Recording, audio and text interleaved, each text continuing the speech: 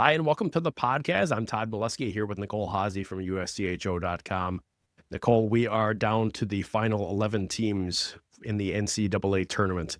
They will play starting on Thursday, regional finals on Saturday to determine the Frozen Four. It is an exciting time of the year, but I want to start with how we got here because it was a really compelling week of conference championship games last weekend, really semifinals as well. Throughout the 5 conferences in NCAA women's hockey. And we saw a bunch of games that were close in the championship round.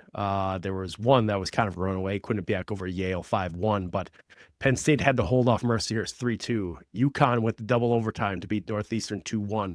Franklin Pierce got a late goal to make it 2-0, a win over St. Anselm in the NEWHA, and 2-1 Ohio State over Wisconsin in a come-from-behind fashion late in the third period in the WCHA championship game. This is, I feel like, really setting us up for a pretty good regional round of hockey, given that these teams have pretty much all been involved in some pretty close games lately. Yeah, I sure hope so, right? Like it feels like it either means we're up for some really great games or like that was it. It's one of the two, and I feel like there's no in between. But yeah, like we have 10 games left. It's kind of hard to believe and kind of disappointing after like this is such a good fun time of year with all of those good games that I don't want to think about it ending sometime soon. But I loved last week with all those semifinals spread out. So every night there was, college hockey to watch. We've complained, quite a bit about games happening at the same time, and a couple of the quarterfinals are all happening at the same time. So it was nice to see everything sort of get its moment and get a chance to get some attention. And lots of overtime, lots of fun, lots of nail biters. In even that Wisconsin Ohio State game, all 3 of those games came in the final, or goals came in the final 10 minutes. So, yeah, lots to talk about. We were here last week talking about what's going to happen over these final few games, and how is the NPI going to react? Well, out of all of that, there was only one change in positions for the NPI, and it was Ohio State going ahead of Wisconsin at the 1 spot. Minnesota Duluth gets in at 10 because of no upsets in the conference championships. So the Bulldogs must have had a little bit of a nervous week, but they get through. It all comes together for them to get in. So it's the top 10 in the NPI plus NEWHA winner Franklin Pierce. Let's start with.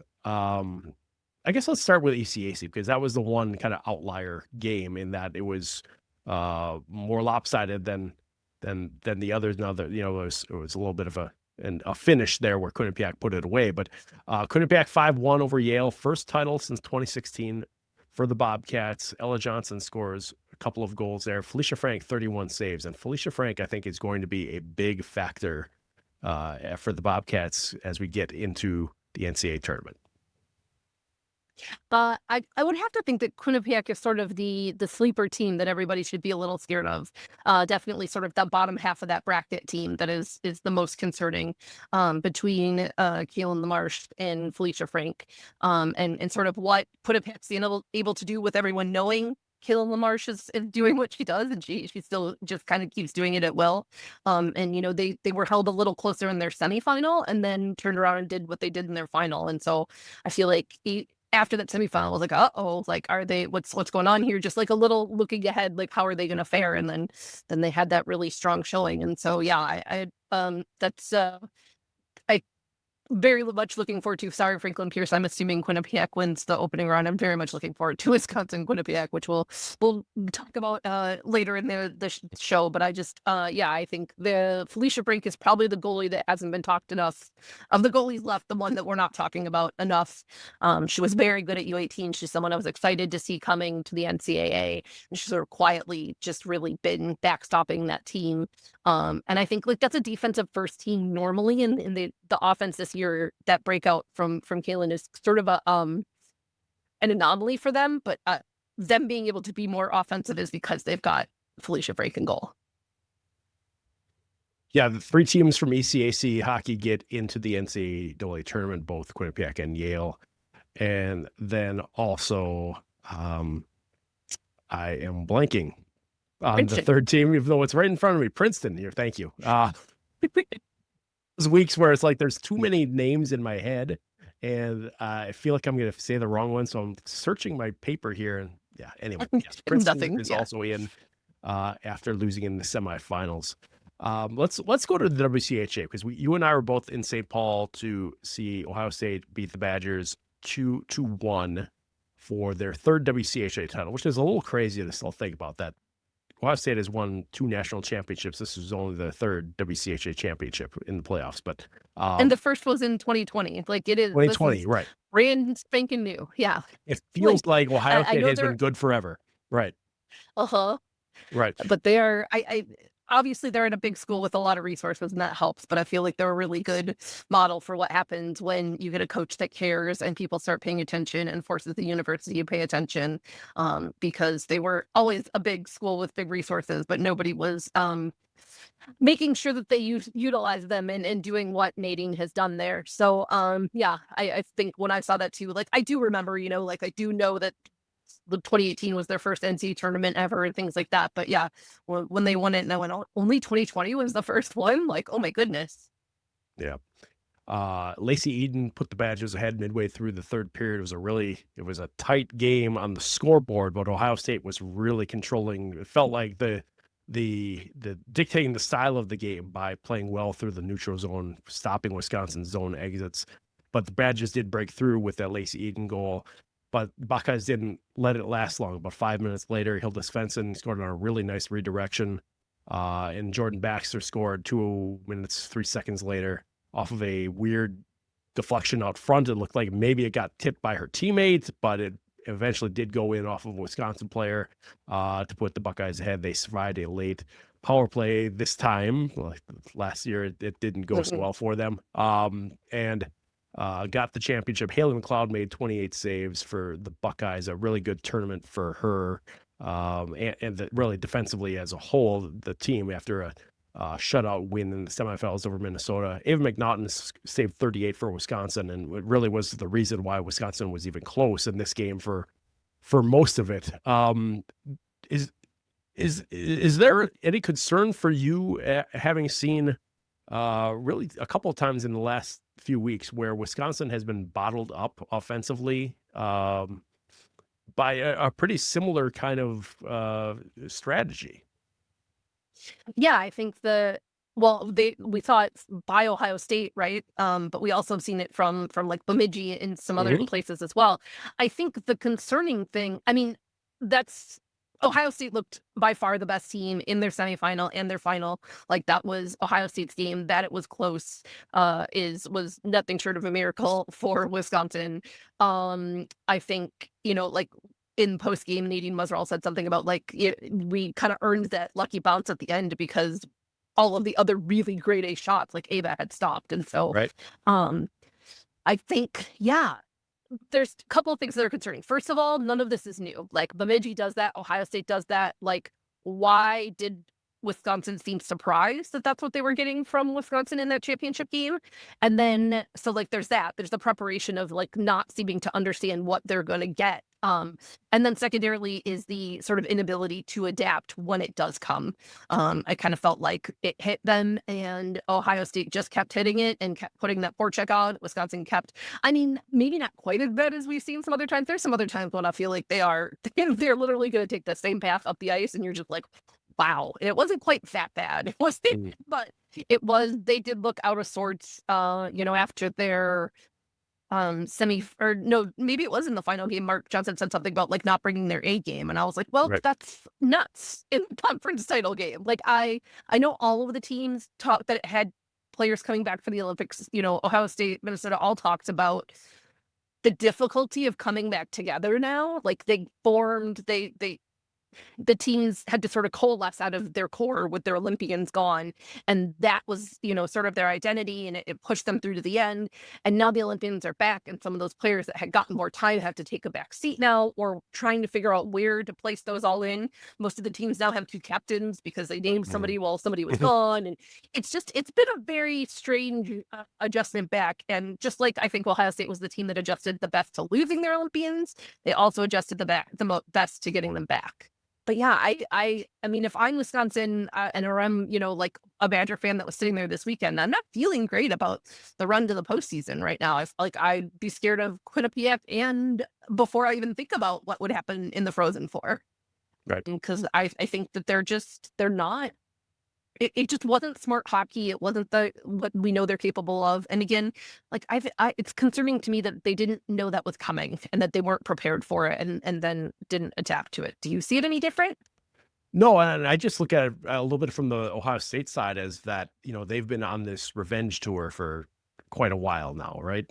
You could even throw in the semifinal win against Minnesota, where they had lost that game last season in Duluth and didn't look very good. And I'm sure that came up. And I just think that they have so many pieces that are going well right now. And it's not just, one line or one group. I mean, they're a short bench. I mean, that's what they have. Mira Junker wasn't able to play in the Saturday championship game, and they didn't really have a body to put in for her.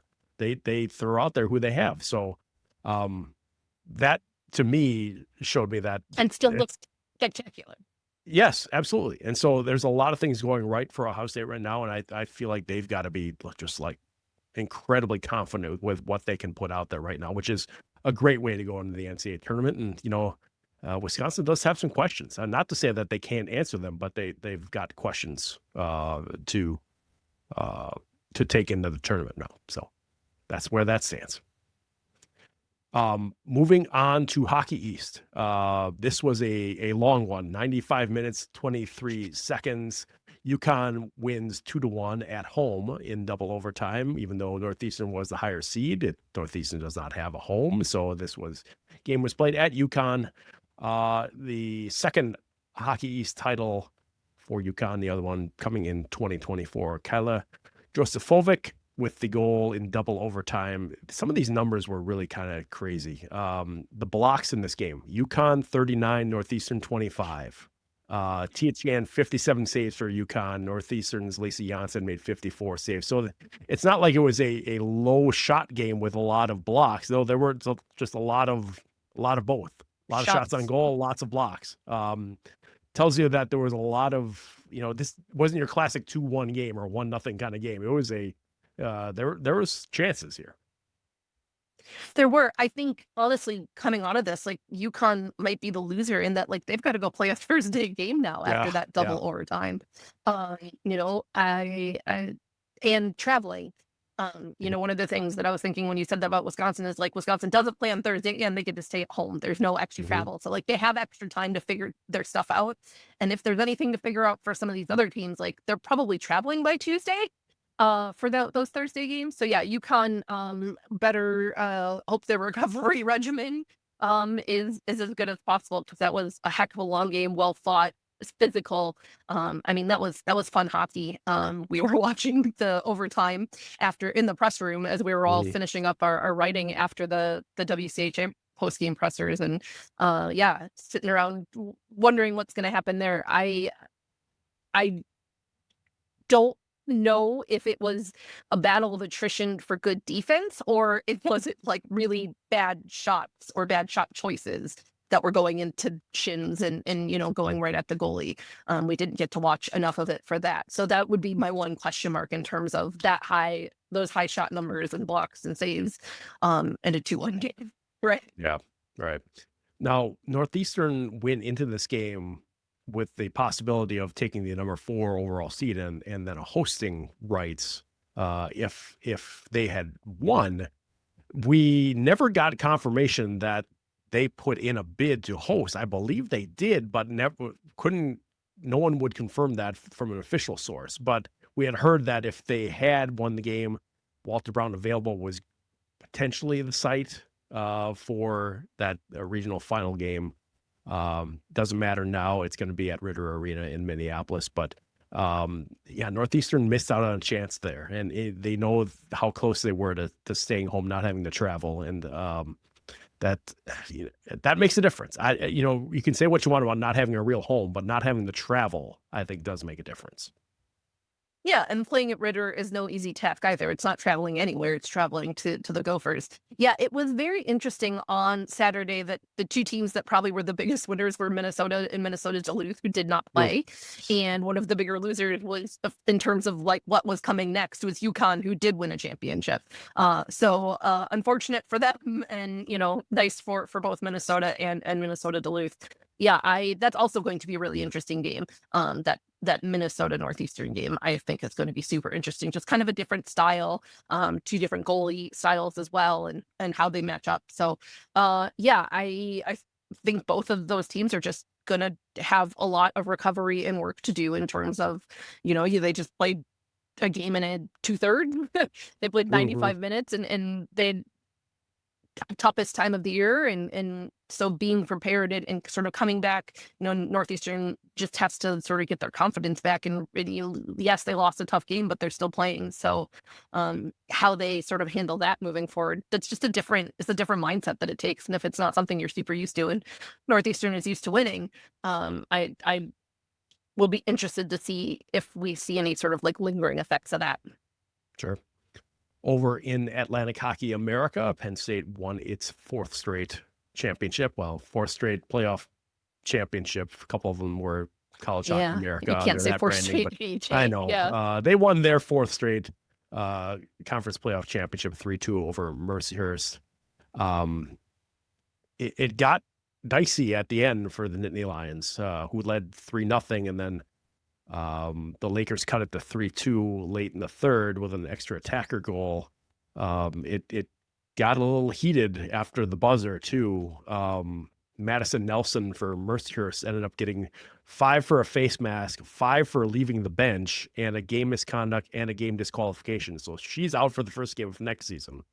On the Penn State side, Tessa Janicki got 5 for face mask and a game misconduct, which I had to go look this up to make sure it was her second of the season, which if it had been her third, think about that, she would have been out for the regional final, which is cutting things a little bit too close there. It's weird to think about, but it's Penn State's conference to win. We've known that for a while, and they got it done. The margin was maybe a little bit closer than we thought it was going to be at the end. Yeah, I mean, they were in either way, but they're home. They get to, there were so many things on the line for them in terms of, we talked about this early in the year. Like, it's just very clear that hosting the Frozen Four this year, they wanted to be able to be there. They wanted to be able to host a quarterfinal, and so all those ducks have lined up in a row for them. But yeah, I don't know if it's about Mercyhurst having their back against the wall and nothing to lose, or if Penn State got a little complacent. Penn State's such an interesting story, right? Like, they're 4 straight, like, that lines up with the 4 years Tessa Janicki's been there. That's not a coincidence. But the team, this year, like, I really feel like she has lifted, not just her, but like the whole team has just gotten better over the years. The first couple of years they made the NCAA tournament, and we were like, okay, like, we're not sure. And then they lost in overtime and some of that sort of stuff. But like, they're definitely a team to contend with. I think it'll be very interesting to see, they played a great non-conference schedule, but it's been a while since they played a non-AHA team. So they're going to be in a really interesting position, but being at home certainly helps. Yes, it does. And will continue to be at home as long as they keep playing this season. The last one to get decided on Saturday night was the NEWHA champion Franklin Pierce taking a 2-0 victory over St. Anselm in that championship game. The Ravens get their second NEWHA title, but the first one came in 2020, which is the year before the NEWHA got the automatic bid into the national tournament. So this is their first NCAA spot. Jill Hurdle makes 41 saves in that for the shutout, which is kind of the story of Franklin Pierce in a lot of ways. She has some 950 some save percentage this season. It's if they were going to win this game, it makes sense that she was the one kind of backstopping things. And 41 saves is nothing to sneeze at in a championship game. Yeah, and they just came off of, they played 2 overtimes in the semifinal to get there. And their semifinal was Friday? It was closer. Wednesday. It wasn't one of the early ones. It was Wednesday. So they okay. So Yeah, I mean, that's been their story. It's not like she's the only one. Obviously, they're scoring goals and doing that um, on offense. But yeah, she's one of those players that I feel like I've been talking about since. I mean, they made that kind of crazy run in the postseason a couple of years ago. So to me, feels like our 8th year when we always talk about the players that feel like they've been there forever. But yeah, I feel like she makes it so that that's not a rollover game that opening her own game with them. I think they're riding tons of momentum. Like you said, it's their first NCAA. I guess for their part, I'm glad that 2020 they didn't get a bid and then not get to play. Yeah, but their first NCAA bid, it'll be very interesting. Coming to Laban is I mean, I was trying to find capacity for the rink they play in, and I couldn't find it. And I think that, like, I mean, it's at like a prep school. It's a really small Yeah, rink. I saw the So school's enrollment is much smaller than the Laban capacity. So and that's only 2,300, 2,400 on a good day.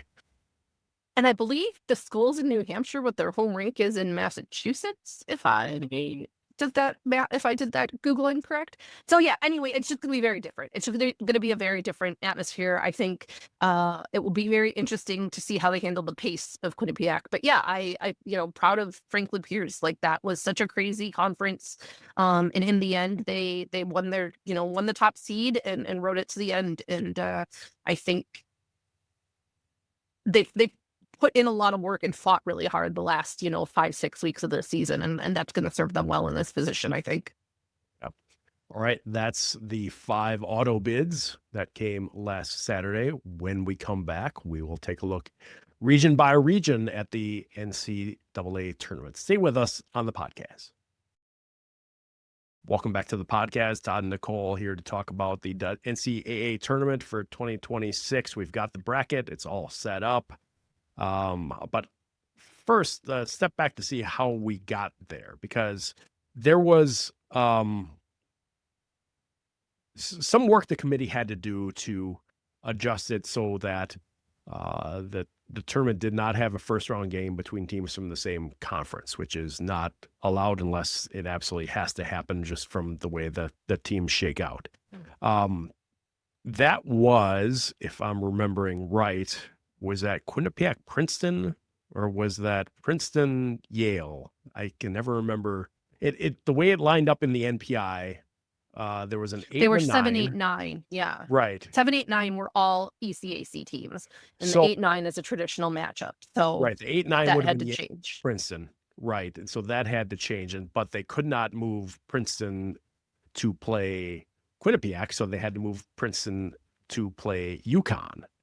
Now, that also comes with the other caveat: how much more do you change as the committee? Do you change all 3 matchups, or do you just change the 2? They did opt to change all 3 matchups to, I guess, you're keeping those first round games a little closer to the spread of seeds that they should have been. We had a discussion afterwards before the end of the night on Saturday of, would they, and this was my thought, is they could have kept Minnesota Duluth against Quinnipiac as a 7-10 matchup in the first round, which also would have led Duluth to be able to take a bus instead of take a flight. But they did not go that route. Matt Wellens had it right. I will shout him out again. He was right for sure. That we both were like, no way they're going to do that. Using some of Duluth's experience, apparently, from how this worked a couple of years ago, to say that no, Duluth is going to Columbus to play Yale in the first round, Bulldogs on Bulldogs. So not that's confusing at all. Yeah, well, we had the Huskies versus the Huskies in Hockey East, which makes writing a recap really hard. Difficult. Mostly, I want to say that I think it's cool that there was an option that essentially was cheaper, and we're not that far removed from saving flights and saving money being a primary directive to the committee when figuring out the women's hockey bracket. So the fact that they did more movement that requires more flights is kind of almost mind-blowing to those of us that have been doing this long enough.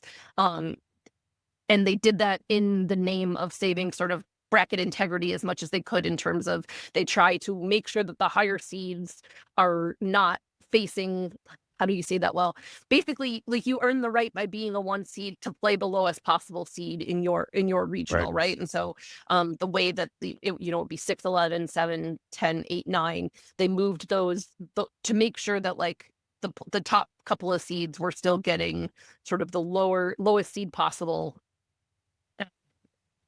as a possible outcome of, obviously there can be upsets, but as a possible outcome of the regional semifinal. And so, I think there's no easy way to talk about any of that. And we apologize if it's all super confusing. It's even harder to write about.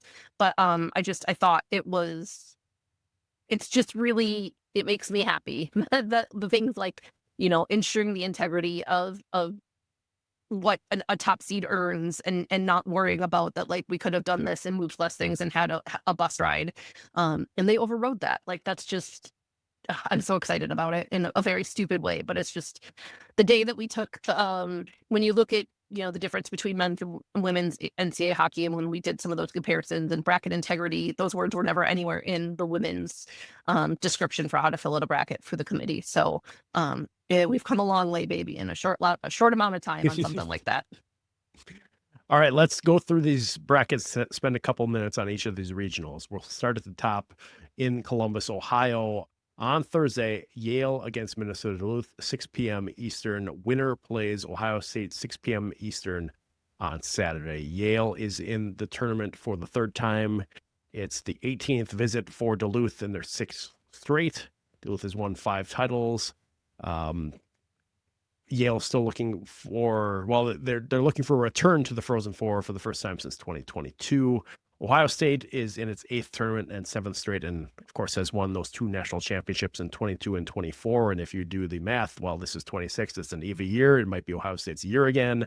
I just am interested in your thoughts on that first round game, Yale, Minnesota Duluth, other than being Bulldogs, so don't call any of them the Bulldogs because no one will know who we're talking about. Just what do you think about it? Yale got to play last week. Lost the championship game. Duluth is off of a week off, which no one loves at this point of the year, but some teams have been able to use that to a benefit at sometimes. Your thoughts on that?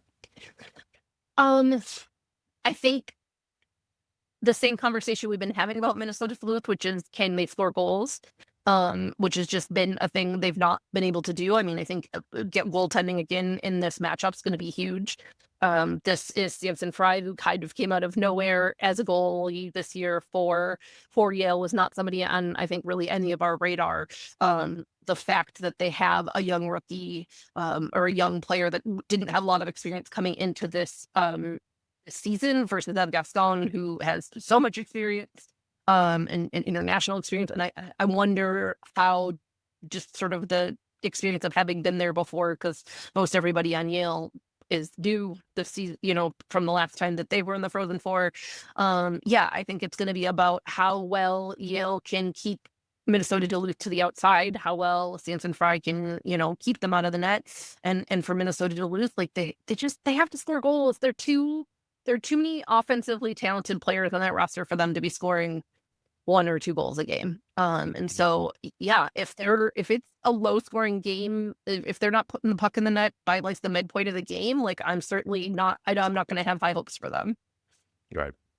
And then looking toward the regional final, if Ohio State is the Ohio State that we saw last week, I don't know that really anyone has a chance. Agreed. I don't, if they continue to play that way, I don't know that they're beatable. They're locked in. They have their chip on their shoulder, which is, whether or not you agree that they should, it serves them well. Like that mentality serves them well. They've played down, as you mentioned, like they don't have a full roster, and that hasn't stopped them. They're, super fit, that like they're not going to get tired. They're able to run all those lines. They have Joy Dunn, but like they don't need Joy Dunn, if that makes sense. Like the rest of the roster has really stepped up. I mean, it was telling to me that it was Svensson and Baxter that scored in the WCHA championship game. Yeah, I think that's no offense to either UMD or Yale. I just think that at this point, what we saw from Ohio State last weekend. Like they are, at least a step above everybody else. Yeah. One more thing on that Yale Minnesota Duluth game before we move on. I believe that's the first time they're ever going to play each other, which is a little weird to think Yeah, about. I just went and double checked that Yeah. Frozen Four because I was like, oh, they were both there, but they didn't play each other in that one. Yeah, and so after 27 whatever years of Minnesota Duluth, I know Yale goes longer than that. They've never played each other, so it's an interesting time for a first meeting. So be fun to see that. Yeah. Okay, moving down the bracket, the 4-5 matchup, which of course does not have a semifinal. These are the teams that go directly to the regional final. Number 4 seed Minnesota hosting number 5 seed Northeastern. Minnesota is in its 23rd tournament. It's the 8th appearance for Northeastern. I want to talk about Minnesota first because we were at that 4-0 loss to Ohio State on Thursday of last week. And I can't remember Brad Frost looking or sounding more disappointed with his team than he was after that game. Was that as eye-opening to you as it was to me? It's not like I disagreed with him. That was one of the worst games we've seen from Minnesota in a while, but you don't usually have a coach come into the post game and like the first question was, what was lacking for your team? And he was like everything. Everything, right. Closure. I mean, it was as flat as I've ever seen Frosty. He's usually pretty good about sort of pumping up and finding the positives. And that man had nothing nice to say. Mm-hmm. And I don't blame him, but it was, you and I've been doing this for a long time and have seen Frosty a lot. And it was the most blunt and frustrated and probably a little angry and upset as he's ever been. Called out his team's leadership. It was not great. They've got a lot of work to do. It's this isn't an easy game for them. I know they've been talking about it's been a while since they've won a title. It's been a while since they've gone to that title game and they it's not looking good after Thursday's games. So hopefully, it does help that they're hosting, they're not traveling, like they've got a little time. I know they were practicing on Saturday morning before the championship game that some of the players came and watched. But yeah, I just it was not great. They were sloppy, they were it was all a little like unhinged and like it's the word that I want. Just like kind of reckless and sloppy and just it was very weird. It was a very strange game. It's not how we've seen them play, in some of their recent series or the series to close out. It was not Abby Murphy's best game. And yeah, they've got a lot of work to do. And Frosty both said a lot and said nothing but screamed. Like we all went up, everybody walked out of there knowing how he felt without him saying a whole heck of a lot. But yeah, that was a fascinating post game. And I like to a person, I talked to a couple different people that were in there, both like, sort of SIDs and other people, and everybody was sort of like, wow.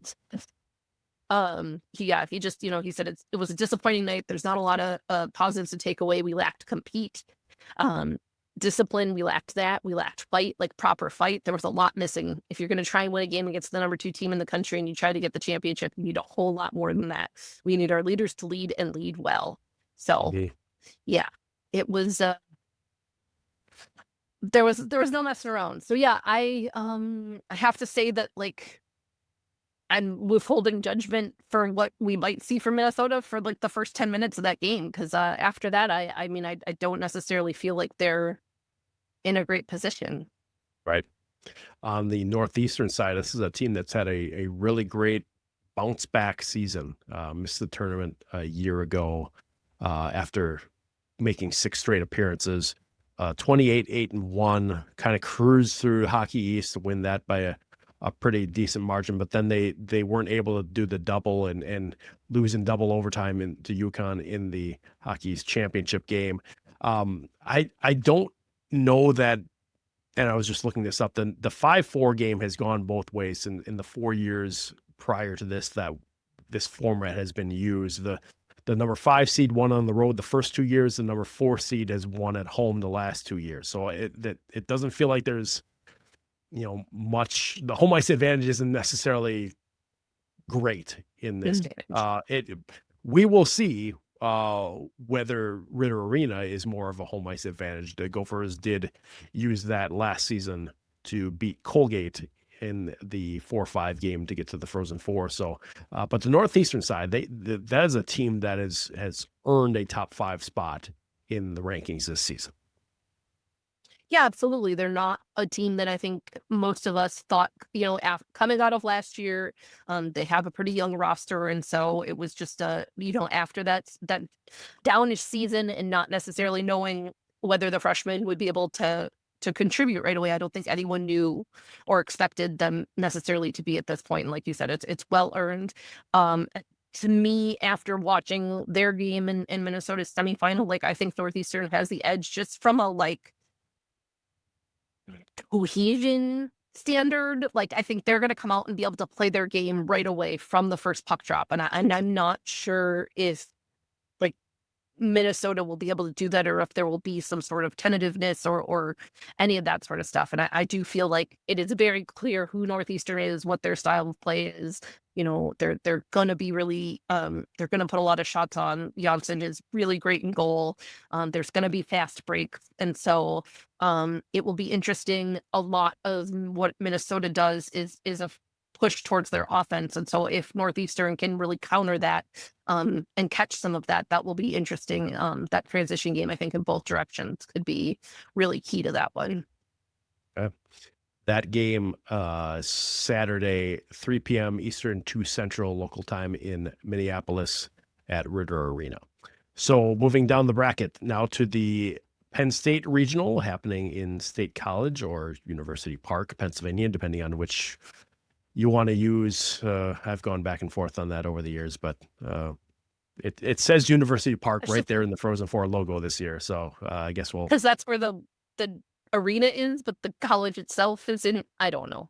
Listen, if you want to get technical, University Park is like the zip code, and the College Township is actually, I think, the name of the municipality that Pagula is in instead of State College. But we could go in. That's a whole different podcast. It is UConn and Princeton. Right. I don't think anyone wants to know that. UConn and Princeton, 7:00 on Thursday, Eastern time at Pagula Ice Arena. Winner plays Penn State, 2:00 Eastern on Saturday. UConn and Princeton, these are two teams that have some experience in the NCAA tournament. Princeton, this is their 5th appearance, but first since they didn't, have to get to it in 2020. They first actual game, I guess, since 2019. UConn, this is just their second, the other one being in 2024. I feel like there's something to draw on there. When you're going into the experience of the NCAA tournament, you want to have some players on your team who've done it. And so UConn does. Princeton, it's a little harder to find that. I don't know what. Yeah. Maybe just your thoughts on this matchup.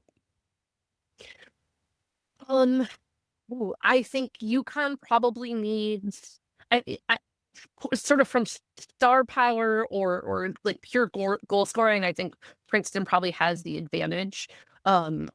I think UConn has done more sort of by committee. Obviously, Claire Murdoch is really good. It's not that they don't, but that group, you don't really watch it and have one person jump out at you. Whereas Mackenzie Alexander and Izzy Wonder feel like they're on the ice constantly for Princeton. And so I feel like how those two things sort of play out in terms of if UConn can really shut down either one of those players, if not both, can the rest of Princeton sort of pick it up and fill in those gaps and really react to that. But yeah, as you said, it's the attention. It is the schedule and sort of the pattern of it all and the ups and downs and longer TV timeouts and, where the benches are and where your locker room is. And there's a lot of it that just is about, you just played a whole routine 30 some games of your season. And this is very different attention wise, TV wise, press wise, all of that. And then also just the way that the day plays out is very different. And so I think those are the things that we're having experience and having someone on your team to sort of prepare you for that and know what's coming and say oh, this might take longer. Oh, we should do this or that. those are the sorts of things that I think can get in a team's head, or also just sort of like impact stuff that is outside of how the two teams match up on the ice, if that makes sense. Yeah. These two teams did play earlier this season too. UConn won 2-1 and 3-0 at home back in October. So Princeton leads the overall series 10-4-2, but there is Princeton had an awful start to their season. Yes, there is some recency to this one. So I do want, that is a long time ago to be trying to make any comparisons to now, but there's at least some video that each has on each other to know what it's going to look like. Yeah, I mean, those were Princeton's first two games of the season, and Princeton lost 3 of their first 4. It was pretty awful. If we were talking about that with Northeastern, we should probably mention, like, if you'd asked me on Halloween if Princeton would be in this position, I'm not sure I'd have agreed that they would, or that they have been co-champions of the ECAC. So, good on them for putting on the work. But like you said, that'll be interesting. Like that it's not just game tape, but game tape against you. UConn's got the momentum and sort of the confidence, and I think all of that matters alongside, like you said, some of the experience. And so, that will be, and also, they have Tia Chan, who has been pretty outstanding, which is, sort of, Uma Cornea is also a very good goaltender, but Tia, continues to have just a standout season as a Patty Kaz top 10 finalist, top 3 finalist for goalie of the year. The confidence that gives them, and the ability to maybe play a little looser and be a little freer and push a little more, I think cannot be understated. But Princeton, I mean, Izzy Wonder, aside from what she's done on the ice, it's, I think, just been a really great leader for that team. Like, don't forget, Princeton had a huge shift in their goal, or their coach leaving, and a sort of turnover there. And so the fact that they're where they are right now is pretty impressive. Yeah, Courtney Kessel leading Princeton to the tournament in her first season deserves mention. While we're speaking of coaches, 2 of 5, now Princeton's 5 tournament appearances, counting 2020, were under Jeff Campersall, who is now the Penn State coach. And so that's an interesting connection there. But when it gets to the regional final, whoever it is against Penn State, you're going to be going against a team that really has done well protecting home ice. There've been a couple bobbles, one late in the season, but this is a team that has wanted to be here in this game at home to be able to get to next week at home. And so I think that's going to be a lot to overcome, especially with a group that knows how to spread it out. It's not just Tessa Janicki, like we've talked about before. This is a team that has multiple ways of beating you. And that is so valuable when you get into the tournament. If you have to win one way and that doesn't work, you're in trouble. So for Penn State, that's a great way of going into the tournament. Yeah, and the only thing I would say is, maybe to counter that, is that's a lot of pressure on Penn State. This is where they wanted to be. They wanted to be at home. They have not played an NCAA tournament game at home. They have not been super successful in the NCAA tournament. Right. So this has been the goal all season, and now they're there, and can they, sort of get the ball over the goal line to mix our sports up here. But I think that there's a lot upon them to really sort of fulfill this prophecy that they've been trying to set for themselves all season. And so how they handle that, and sort of, as much as we were talking about the mental of some of the other teams, I think that they also need to not get in their own head and not get ahead of themselves, and sort of all of those things. They reached 90% of their goal, and now they got a little time to sit and wait. And I think that's a little time to get a little too in your head as well. So I think how they navigate this week, and some of the pressures of being at home and sort of like being so close to being in that Frozen Four on their own ice is no small feat. I think that's can't be overlooked. Yes, I would imagine there's got to be a lot of stay where your feet are kind of talk this week for Penn State. Okay, moving down to the bottom of the bracket, that is the regional in Madison, Quinnipiac and Franklin Pierce, 8 p.m. Eastern, Thursday, 7 o'clock Central. Winner plays Wisconsin at 2 p.m. Eastern, 1 o'clock Central on Saturday. These are, when you're looking at the regional semi, Quinnipiac, Franklin Pierce, teams that have never played each other before. Franklin Pierce is, again, in its first NCAA tourney. Quinnipiac, this is its fifth. Missed last season, but had made 3 straight before that. NEWHA is 0-3 in the NCAA tournament since getting that auto bid. Has been outscored 22-3 in those games, so they haven't been particularly close. Yeah, that's not been close. It's been a bit of a, eye-opening experience for those teams: Long Island, Stonehill, Sacred Heart. And now it's Franklin Pierce that gets a chance to. There's going to be a breakthrough at some point. I feel like we've seen that in just different sports. It's going to happen at some point. I don't know that this is the year, but I don't feel like I can rule anything out, especially when you're talking about having a goalie who's playing at the top of her game like Jill Hurdle is. Of course, on the other side, you've got Felicia Frank, who's also playing at the top of her game. So, boy, there's a lot to ask. It's a heavy lift for Franklin Pierce. Yeah, in a vacuum, looking at this Franklin Pierce team, I feel like I would say, like, oh, yes, this is a team. I think I could do it. Then putting them against Quinnipiac certainly changes things a little. I will call out Kedrick Stumbris wrote about these are 3 of the top 4 teams on the penalty kill in the country. So Wisconsin's first, Franklin Pierce is third, and Quinnipiac is fourth. So special teams could be interesting. And you've also got, I think it's 3 of the top 8 in team defense. So I want to point out mostly that, like, we don't normally see a NEWHA team in the top 10 of like stats. Like it just doesn't tend to shake out that way. So I'm just really impressed with them for, their goals against is 1.83. They've been doing really well. They, holding teams their last 7 days goals per game against is 0.5. They're doing what they're supposed to be doing, and they're doing it at a really consistent high level. So again, I do think it's a tough task. I do think the offensive output of Quinnipiac plus their sort of normally stout defense plus Felicia Frank does make it a really tough call. But I think Felicia Frank's a goalie that probably hasn't been talked about enough, and she's gonna be, I think that's going to be a game of who gets to capitalize on their offensive chances and which goalie is standing on her head more. Yeah. So then the winner gets Wisconsin on Saturday, and I believe Wisconsin is 8-0 at LeBron Arena in NCAA games. I'm going to sound like a broken record here, but somebody is going to beat Wisconsin at some point, some year in an NCAA game. Again, I don't know if it's going to be this year, but we've seen a little bit of the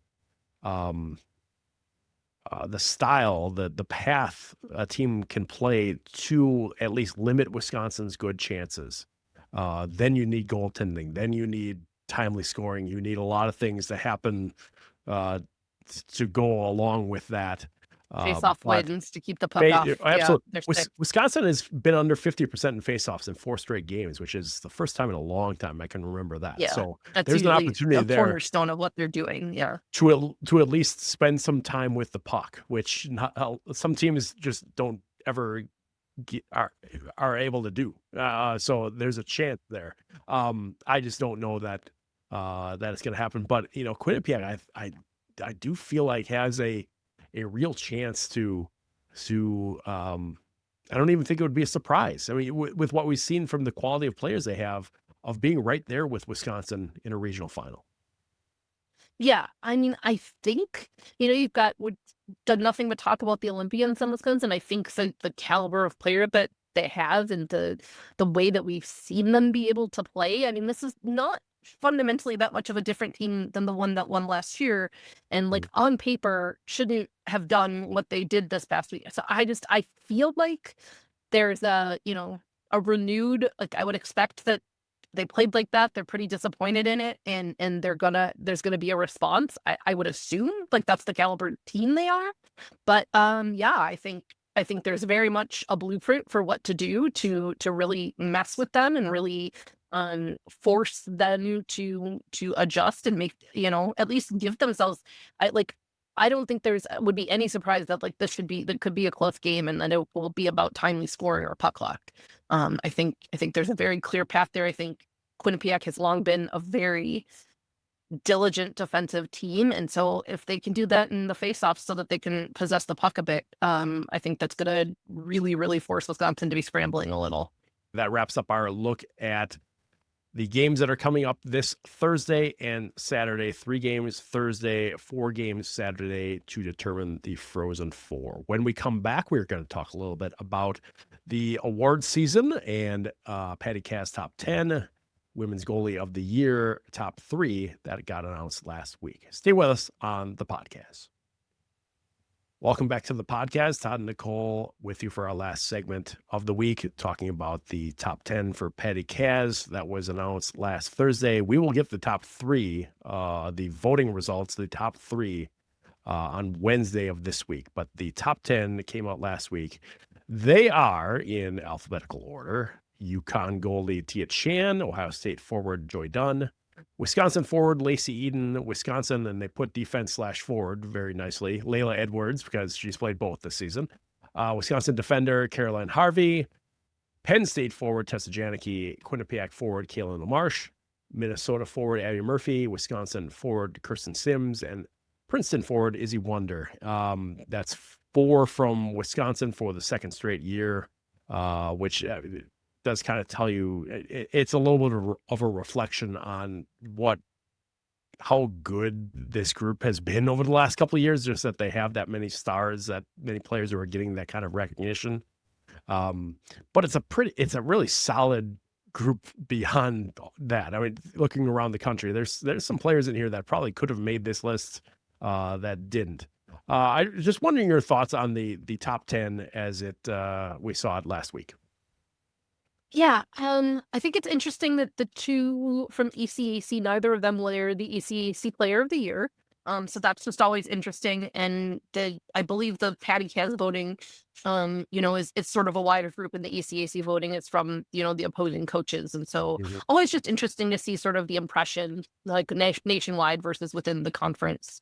And so that I just thought was interesting about Tia Chan as the lone goalie was an interesting one, and not good, bad, or otherwise. Just like, it's being on the committee, you get the top 10 and have that discussion, but until then, you have nothing to do with it.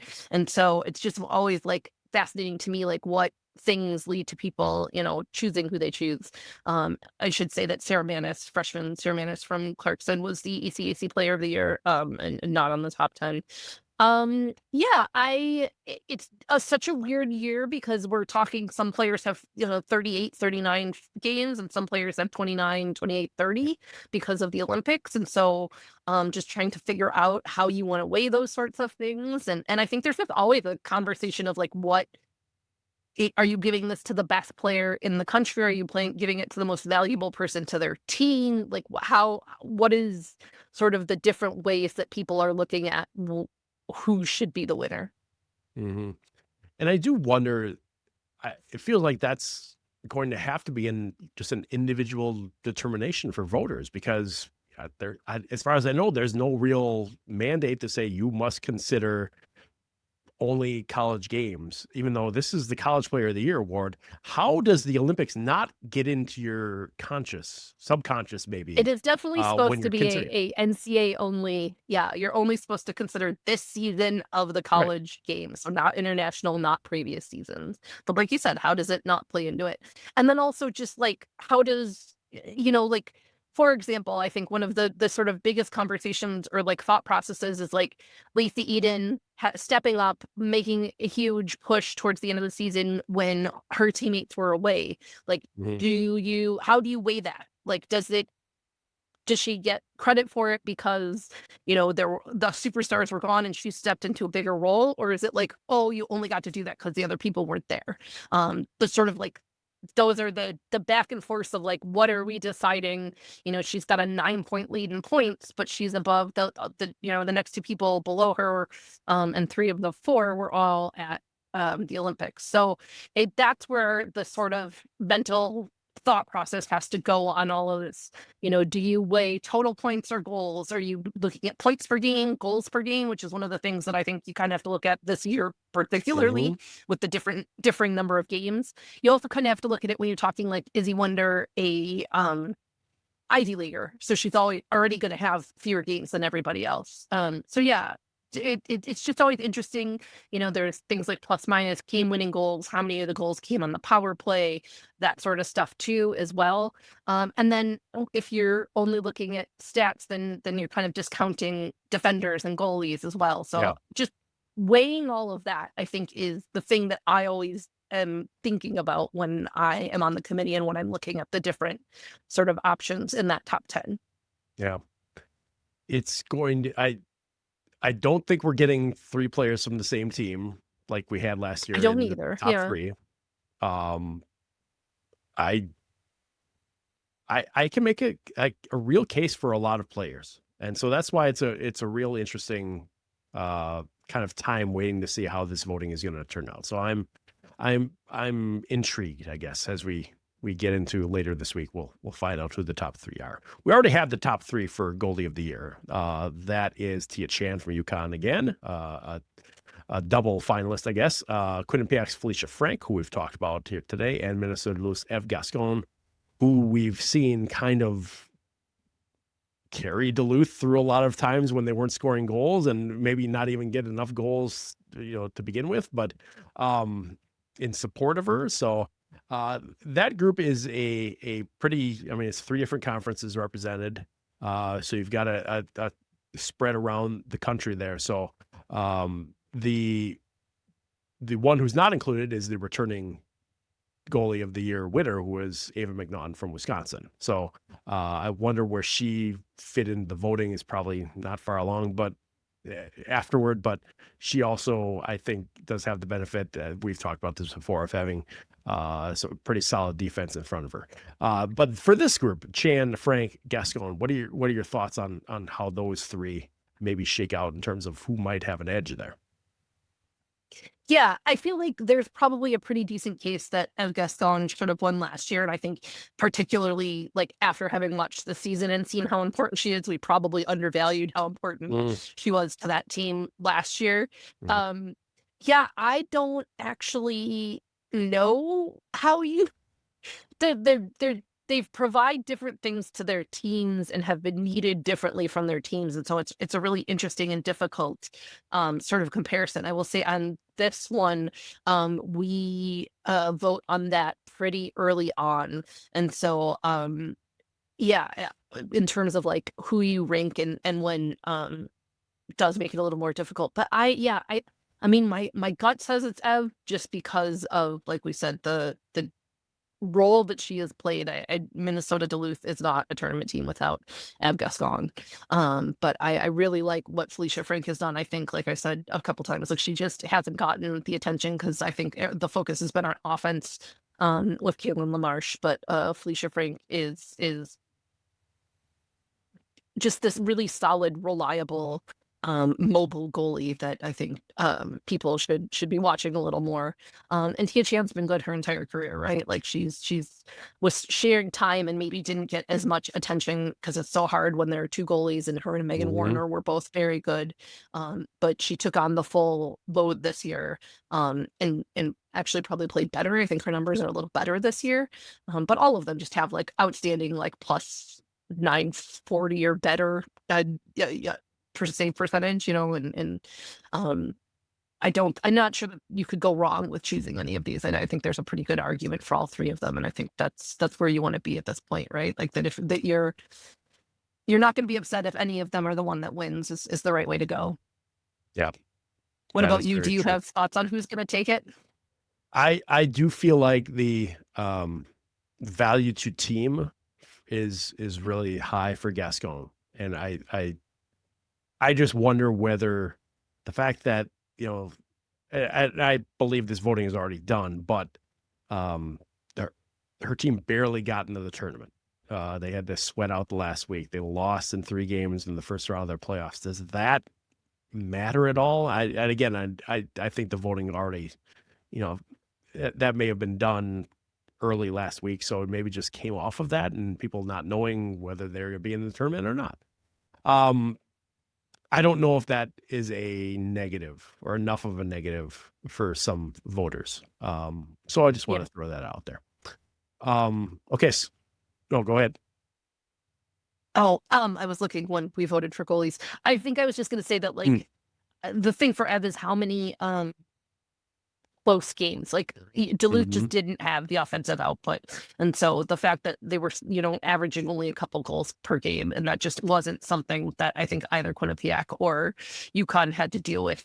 Sort of repeatedly. Obviously, everybody plays close games, but for me, that's one of the things that sort of pushes it over with Ev is just like how much of a difference maker her being able to keep a game long scoring was when her team wasn't able to go out there and do that, Right.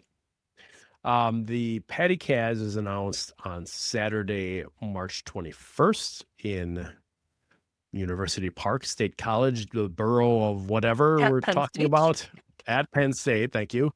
The goalie of the year is part of the pre-Frozen Four announcements, if I remember it correctly. It is along with All-Americans and it's the hockey commissioner. Yes, the commissioners are responsible for that, and I believe those come out before maybe the Thursday, if I remember it right.